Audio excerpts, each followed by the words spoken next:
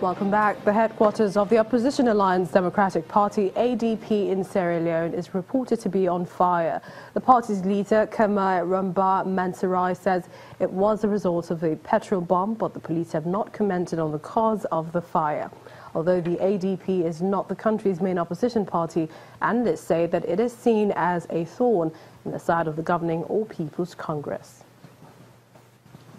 UNICEF is calling attention to water shortage reported in parts of Africa and Yemen. 14.6 million people are set to be at risk in northeast Nigeria, Somalia, South Sudan and Yemen, as well as in urgent need of safe water. UNICEF says infrastructure for safe water has been destroyed in these areas due to fighting by insurgent groups, the Islamic State and Boko Haram. The head of water and sanitation at the agency, Sanjay Wejisareka, says South Sudan is the worst hit. The country has suffered civil war, leaving the vulnerable, mostly children, prone to diseases. About 19,000 cases of cholera have been recorded in the country since June. A Sudanese court has sentenced a student member of the opposition Sudanese Congress Party to death. Asim Omar Hassan was convicted under Article 130 of the Sudanese Penal Code for allegedly killing a policeman during protests at the University of Khartoum 2 years ago.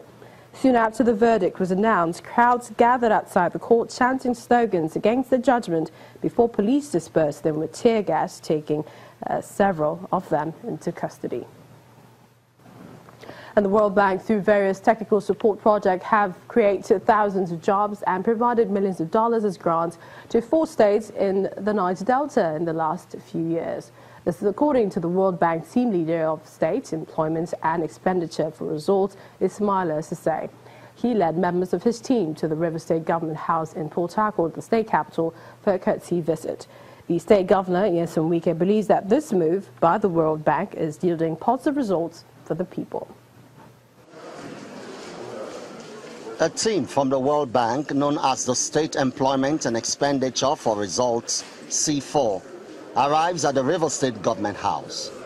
Your Excellency, this one is the one we take. Its mission, to brief the governor on its work and ascertain the level of implementation of enumerated projects. You may be already aware.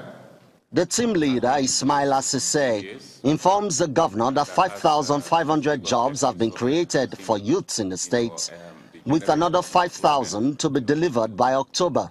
The C4 project, Your Excellency may be already aware, has been in place for some few years and has specific objectives of enhancing, the generation of employment, for youths in the Niger Delta state, with Rivers as being one of 4 states.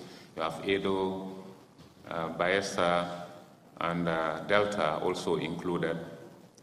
While commending the World Bank team for efforts at reducing unemployment in the state, Governor Wike points out that no state government can survive strictly on revenue allocations from the federal government. The government does not have all the funds to carry out projects that its citizens really expect.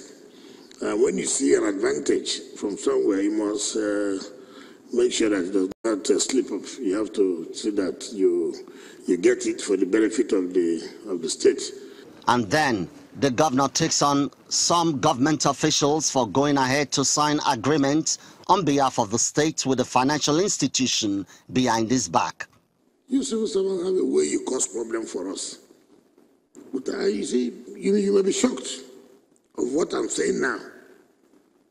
You may be shocked that, well, I'm not aware. And that's why when they want to do 1 or 2 things very funny. And when I know it, that's okay. That is not the way it's going to work. Governor Wike also ordered the release of 35 million naira counterpart funding to access the $3 million grant from the World Bank, which is scalable to as much as $10 million for the state. The World Bank intervention program has been extended to September 2019. Emmanuel Iri, Channels Television News. Well, let's go over to Egypt, where a group of engineering students in Cairo are extracting diesel, black carbon and gasoline from old rubber car tires. They have been able to build a machine that produces alternative fuel from those tires. A group of engineering students in Cairo have built a machine that produces alternative fuel from vehicle tires. The university students came across the idea when they were looking for a graduation project and learned about the technology from a professor at their university. One of the students, Mohammed Said Ali, says the technology is inexpensive and easy to operate, which is partly why it is common in other countries. The project consists of a container in which we put the shredded tires. We place a fire under the container, which heats the tires, which will then begin to evaporate. We then put the vapor into a condenser, which condenses the vapor, and the product is diesel oil. It's very similar in properties to pure diesel, and the carbon, or black coal, is just left inside the container.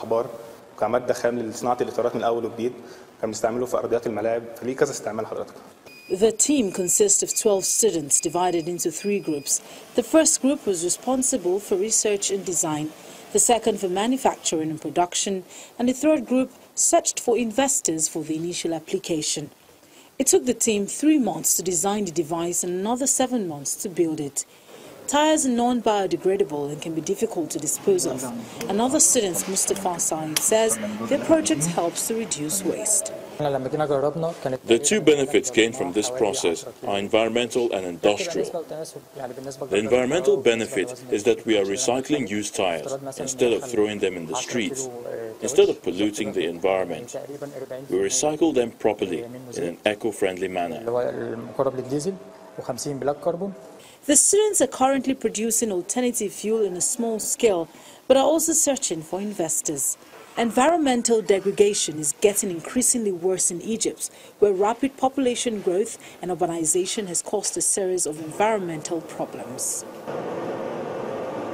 Some things are still not hidden under the sun. Well, that's Network Africa at this time. Many thanks for watching. I'm Millicent Walker.